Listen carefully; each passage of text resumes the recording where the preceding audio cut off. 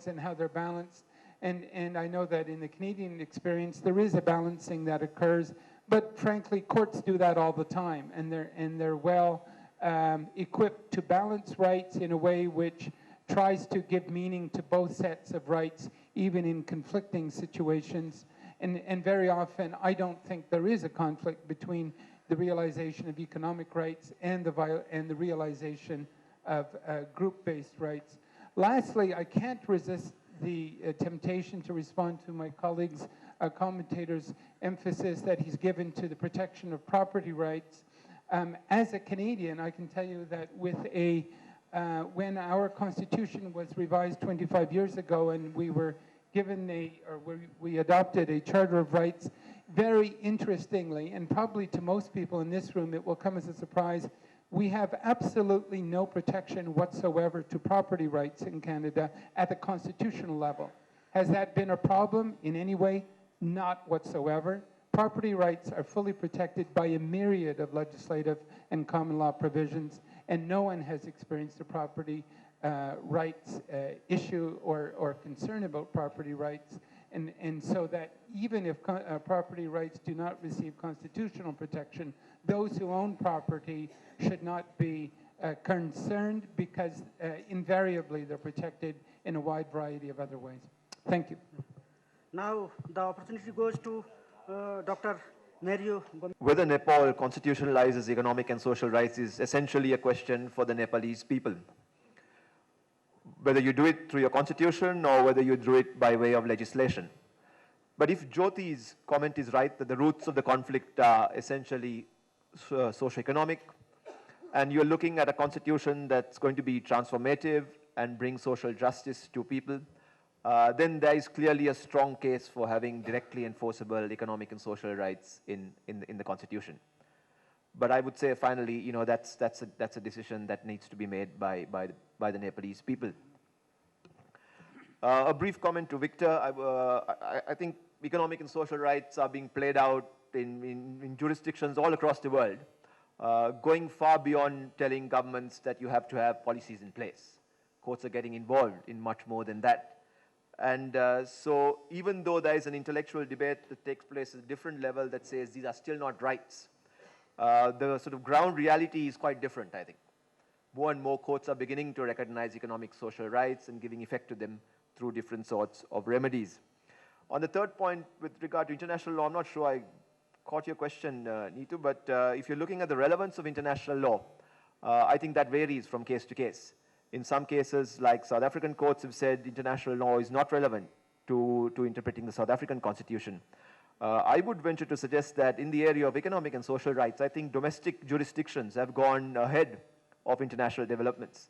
And I think the Committee on Economic and Social Rights, and now with the optional protocol, when the committee has to adjudicate or has to give opinions on complaints, it could probably learn a lot from what's happening at a national level.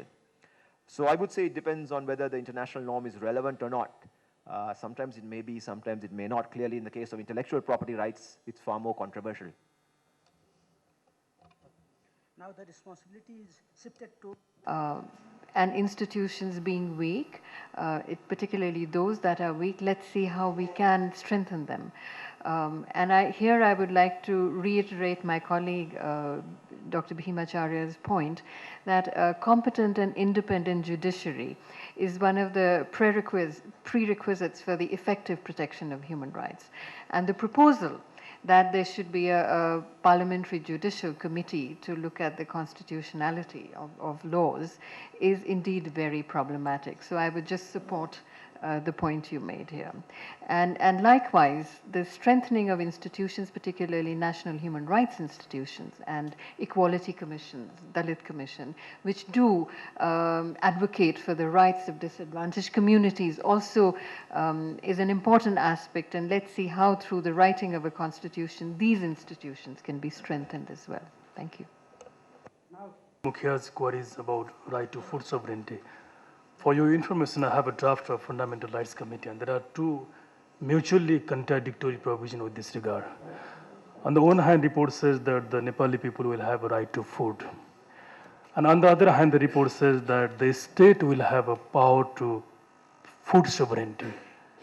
I have never read in any jurisprudence of human rights or fundamental rights that the fundamental rights can be enjoyed by the state. So that's why I can't agree with this types of provision be incorporated in the constitution. I don't know what political ideology was playing while putting this provision in the constitution. The second very, very valid question that you said about my proposal of economic freedom, and I'm linking this economic freedom to establishment for the economically free society. For example, we have not been discussed so far in the context of Nepal. The society I have proposed, for example, two basic presumption where the individuals will be free to work, produce, consume, and invest in any way they please with the freedom both protected by the state and unconstrained by the state.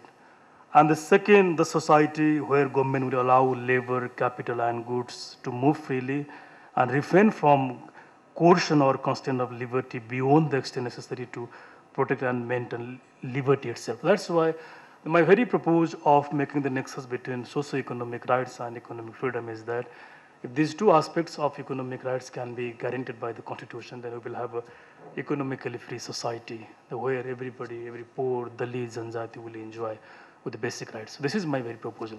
Thank you. I require to conclude the session. Particularly, I remember the legal ideology, society changes faster than law. And it is this ideology which has made Nepal to make a new constitution, and we see the dynamics of constitution on the basis of the needs and requirements of the society, because ultimately society moves faster than law. Particularly, this is the subject that is socio-economic rights and their enforcement is a very burning agenda so far as our constitution making is concerned, and how it should be given a shape is a very, very difficult question, because we see the scenario. We have the civil and political rights, we have the socio-economic and cultural rights, we have the right to development here and there, first generational rights, second generational rights, third generational rights, so on and so forth. So it is a big issue in the Nepalese context, how many rights we can incorporate so far as Bill of Rights is concerned, and what things can be given a due shape so far as constitution making is concerned, and particularly there can be the implementing part, there can be the progressive realization part. So we have to shape and reshape the constitution on the basis of the ideological conviction, because ultimately each and everything can't be kept into the framework of the Bill of Rights, and the Bill of Rights can't be made as an encyclopedia. We require to have some other sorts of our mutual consensus and understanding, maybe for the social justice, political justice, and economic justice, maybe the directive principles here and there.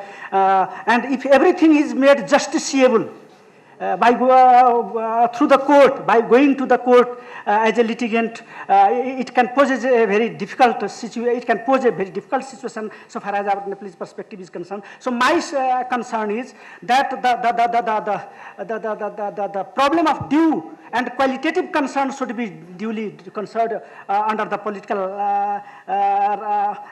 Bill of Rights, maybe the economic, social, and cultural rights here and there. How we can manage is a big question, and the rest of the things how we can manage in the legal framework is very, very important. And we have to have a reconciliation between the maximization of liberty and right to equality of opportunity, so on and so forth. So this way we have to have the legal business, the constitutional constitution making business, and ultimately the responsibilities are with us, with the Nepalese people, and ultimate responsibility is with the representatives who represent the entire Nepalese people, the CA members, and they have to take the matters into due considerations, and they have their prime responsibility to make new Nepal, grand Nepal, not doing more and more politics,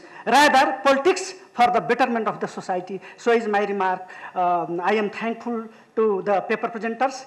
I am more and more thankful to the commentators, and above all, I am thankful to the entire house, who are the people who are sitting on the floor. So my thank goes to each and everybody who are present here, and I think that nothing is to be completed. So I declare that the session has come to an end. Thank you.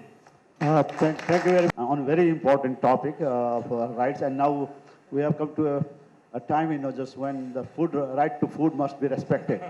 And with these words, thanking the panelists, the chairperson, and all participants and international delegates, I would like to welcome you to the next room, the big hall for lunch. Then we'll be coming here. It will be a plenary joint session, 2:15. Then we'll, because that's welcome to the.